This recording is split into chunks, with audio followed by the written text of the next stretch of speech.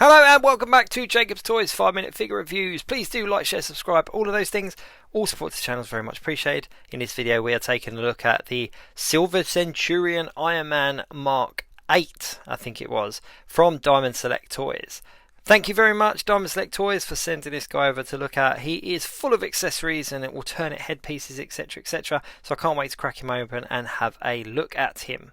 He is a relatively new figure with a release date of 2022, so he is readily available at places like Diamond Select's website and various other retailers. And as you can see, he comes with a whole bunch of cool accessories and alternate hands. So I'm going to open him up and have a look. And I'm also going to try to give you a little bit of background into who the Silver Centurion is and what that armor was significant for. But just as a hint, it screams 80s Marvel. So, what do we get in the box? We get Silver Centurion, and he is a really nice looking figure. We also get this kind of washed up looking Tony Stark head, which is great because that's the kind of state he was in when he kind of got the Silver Centurion armor. You also get this really cool alternate head that's got kind of the open headpiece and the goggles as well, which is a nice little touch. You get these two blast effect hands. Now they have warped a little bit, but they are easily fixed with a little bit of heat and then cold water.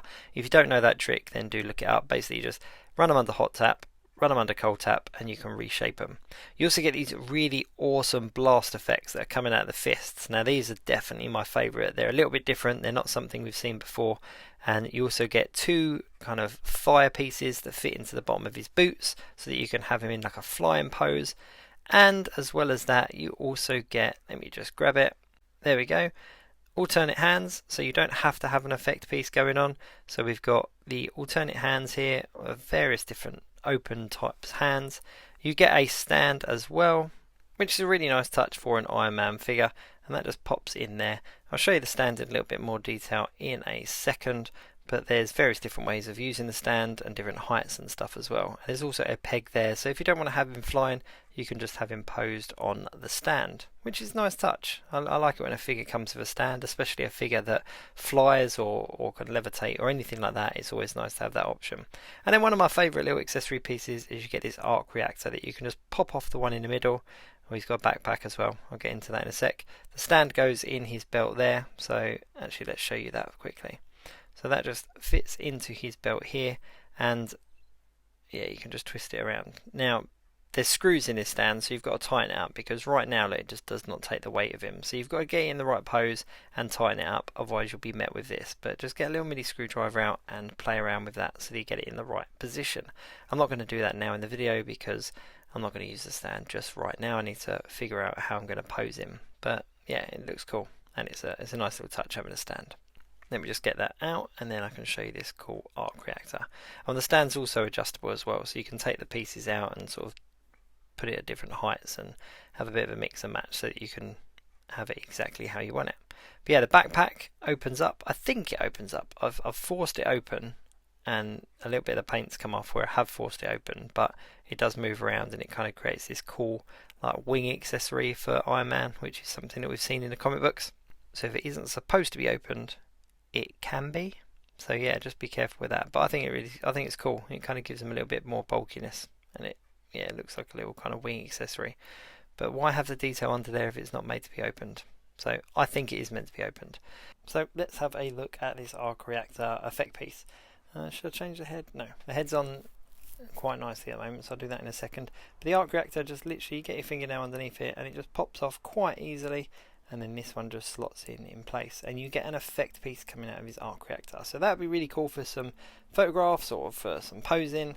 I just think it's a really nice little touch. Having an arc reactor effect piece isn't something that you really see with Iron Man figures nowadays, so it is quite cool and very reminiscent of some of them older kind of 90s toys as well. So while I play around with these effect pieces and just show you what it is, let me just tell you what the Silver Centurion armor is all about. Now this essentially was the suit of armor he had throughout the run of comic books in the 80s. It was at that time when he was kind of down and out, and James Rhodes kind of took over as Iron Man, and then Tony Stark got the Mark 8 Silver Centurion, and we saw him going out and doing stuff in the comics as the Silver Centurion armor.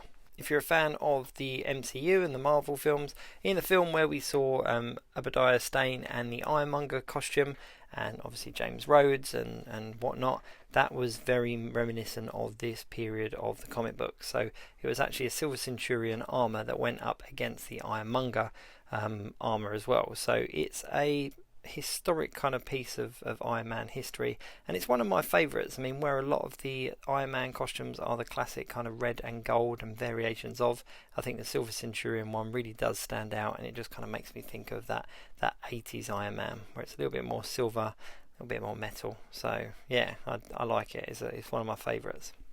So to have him as a really decent figure from Diamond Select is a really nice touch. Now the only flaw in my opinion is the articulation here in the shoulders, because he's got these huge 80s kind of shoulder pads. You can't get the arms much more articulated than this. So they do bend at the elbows, so you could kind of mess around with some poses there, but that would be my very minor complaint, because there is so many accessories with this guy that you could get him in some fantastic pieces, and he'd make an awesome centerpiece, especially if you use the stand and have him levitating up a little bit. So that's it. Thank you very much, Diamond Select, for sending him over to have a look at. Thanks very much for watching. Please do like, share, subscribe, and all of those things, and I'll see you soon.